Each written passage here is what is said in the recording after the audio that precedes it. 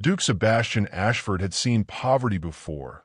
From the cushioned distance of his carriage window, a blur of rags and misery he'd long ago learned to ignore. But the boy standing in the village square made him stop breathing. The child couldn't have been more than 5 years old, dressed in threadbare clothes 2 sizes too large, his small hands wrapped around a crust of bread as though it were treasure. Dirt smudged his hollow cheeks, but it was his eyes that turned Sebastian's blood to ice. Green, not the common hazel of peasant stock, but the distinctive emerald shade that every Ashford had carried for generations. The same eyes that stared back at him from his shaving mirror each morning.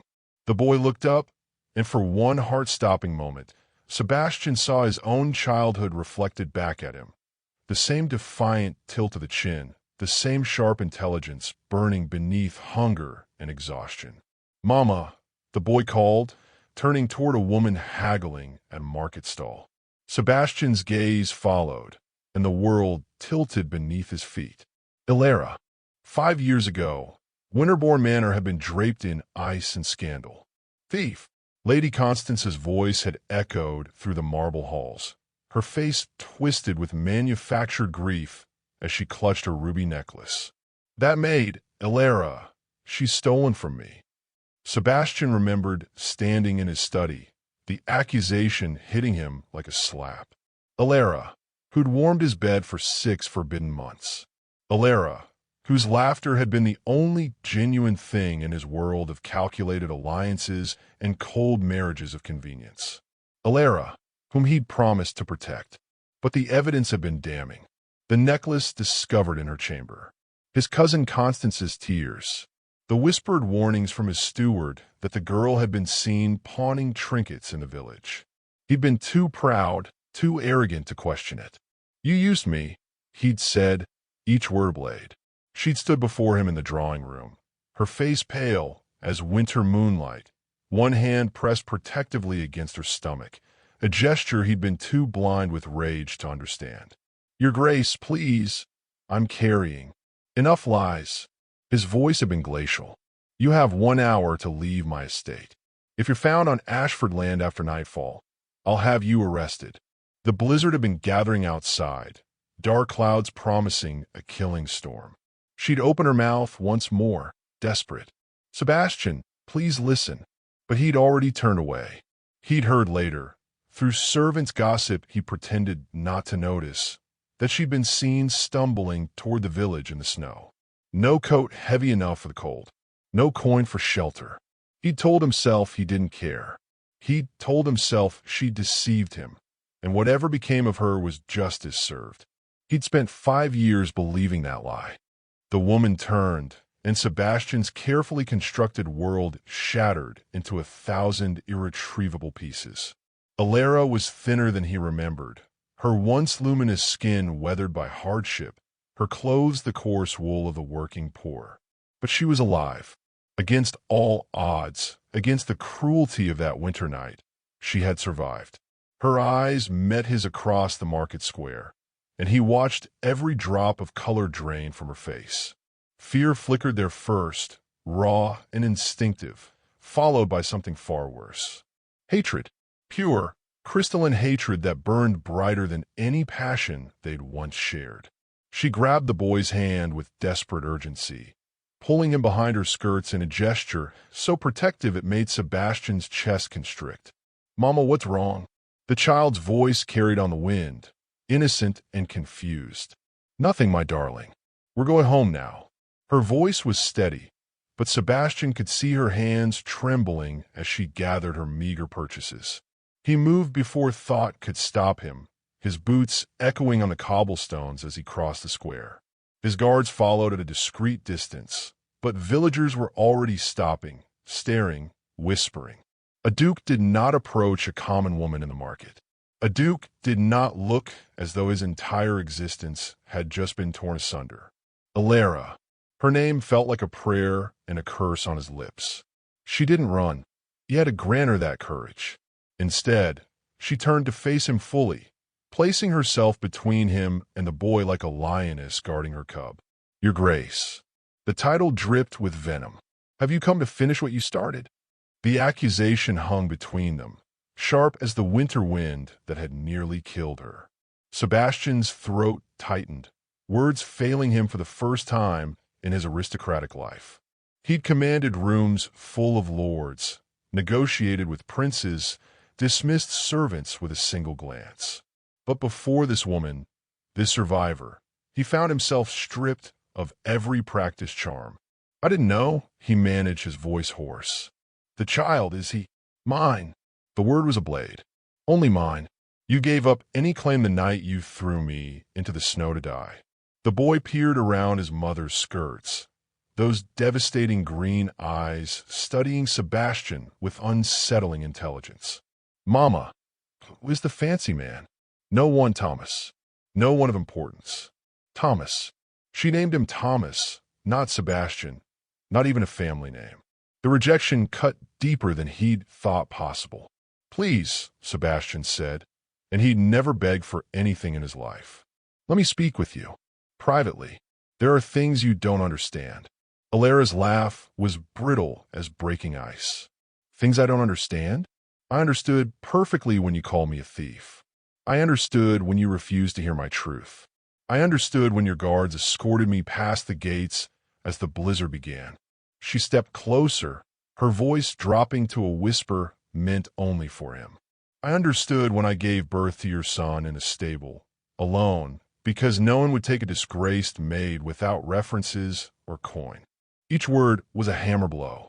Sebastian felt the blood drain from his face as the full horror of what he'd done crashed over him.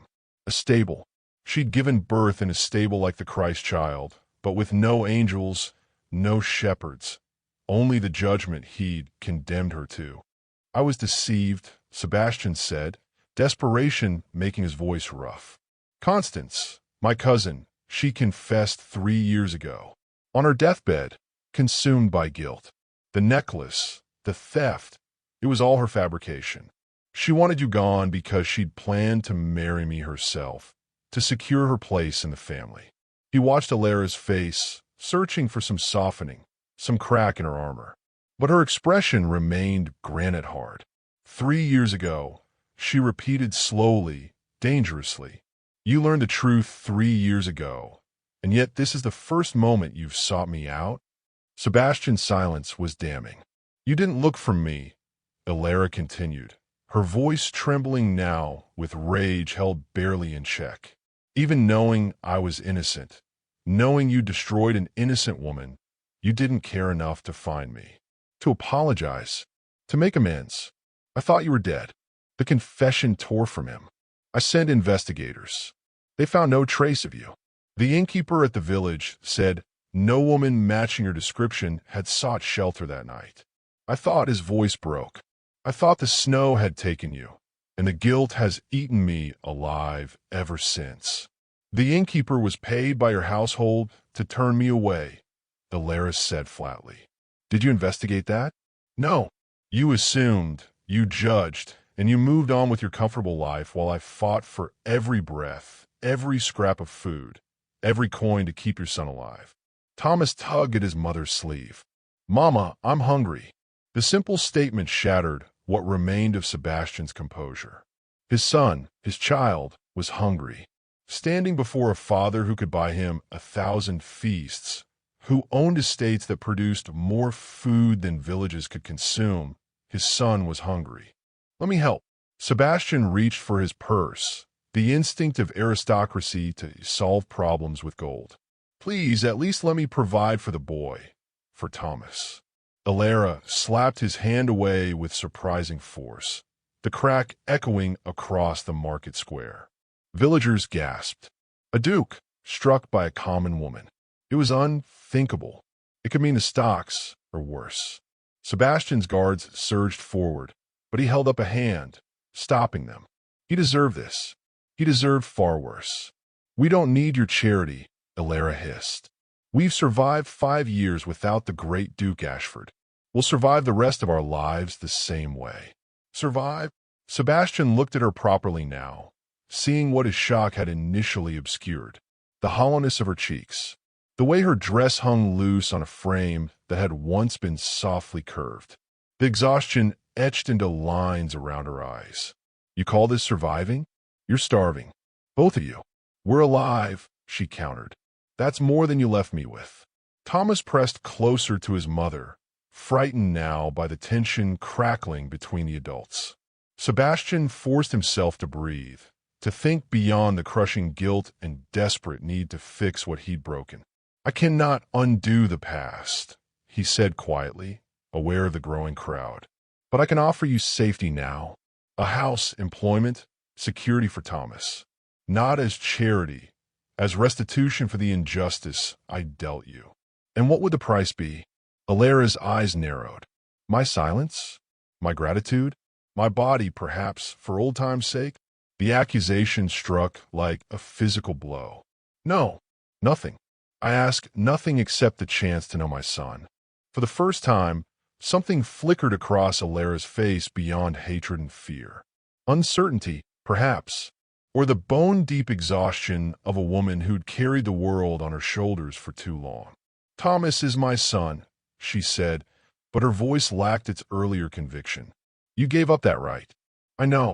Sebastian's throat burned. "And if you tell me to leave and never return, I will honor that." "But Elara," he spoke her name like a caress, like the endearment it had once been in the darkness of his chambers. "He deserves better than this. Whatever you think of me, whatever I've done, he deserves a father who can give him education, opportunity, a future beyond hunger and hardship. He has a mother who loves him," Elara shot back. "That's worth more than all your estates." "I'm not disputing that." Sebastian glanced at Thomas, who'd begun to shiver in the cold wind. The boy's shoes were worn through, his thin jacket inadequate for the dropping temperature.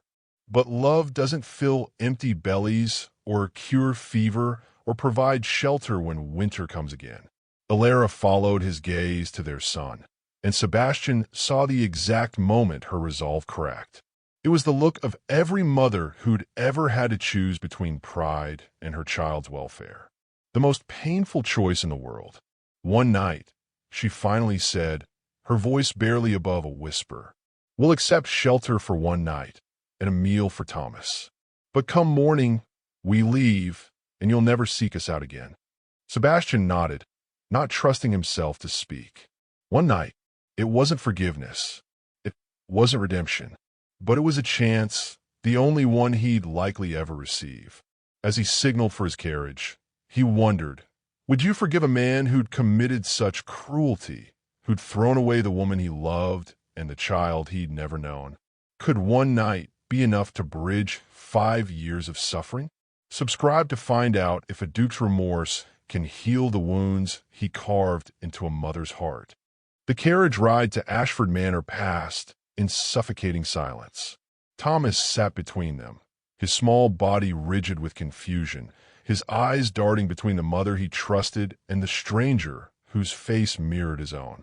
Sebastian ached to speak, to reach out, but Elara's warning glare kept him frozen in place. The boy's fingers traced the velvet seats with wonder, lingering on the golden fixtures, the crystal lamp that swayed with the carriage's movement. Sebastian watched his son discover luxury for the first time, luxuries that should have been his birthright, and the guilt threatened to choke him. When they arrived, the staff's reaction was immediate and telling. Mrs. Pemberton, the housekeeper who'd served the Ashfords for 30 years, went pale as snow. Her hand flew to her mouth, eyes darting between Elara and the Duke with dawning horror. "Prepare the rose sweet," Sebastian commanded, his voice brooking no argument. "And have cook send up a full supper immediately. The boy is hungry." "Your Grace, sigh." Mrs. Pemberton's voice cracked. "Miss Elara, I'm so deeply sorry. What we did, what I allowed." "Not now." Sebastian cut her off, though not unkindly. The reckoning would come, but not in front of Thomas. The rose sweet. Now, as they climbed the grand staircase, the same stairs Elara had once scrubbed on her hands and knees, Sebastian saw her spine stiffen with each step. This house held nothing but nightmares for her. Yet she pressed forward, her son's hand clasped tightly in hers. choosing his comfort over her own trauma. That strength humbled him more than any words could. The rose suite had been prepared for royalty once, decades ago. Now Thomas stood in its center, spinning slowly, his mouth open in speechless wonder at the painted ceiling, the enormous canopied bed, the fire already crackling in the marble hearth. "Mama," he breathed, "are we in heaven?" Elara's eyes glistened with unshed tears. "No, my darling. Just visiting somewhere very grand for one night." The supper arrived on silver platters: roasted pheasant, buttered vegetables, fresh bread still steaming, berry tarts glazed with sugar. Thomas's eyes went wide as the full moon. He looked to his mother for permission, and at her nod, fell upon the food with the desperation of the truly hungry. Sebastian watched from the doorway. His own appetite vanished. Each ravenous bite his son took was another indictment, another piece of evidence of the suffering he'd caused. "He has your appetite," Elara said quietly, not looking at Sebastian, "and your stubbornness. When he wants something, he doesn't stop until he gets it." "And your courage," Sebastian replied. "Your resilience. He survived because you fought for him. I had no choice. When you have a child, you do whatever it takes." She finally met his eyes, and the raw emotion there nearly undid him. "Even when you're bleeding in a stable, even when you have no coin and no future, you fight. Because they depend on you." "Tell me," Sebastian said, moving into the room but keeping his distance. "Tell me everything. I need to understand what I did to you." Elara was silent for a long moment, watching Thomas eat. Then, in a voice devoid of emotion, the tone of someone recounting facts too painful for feeling, she began.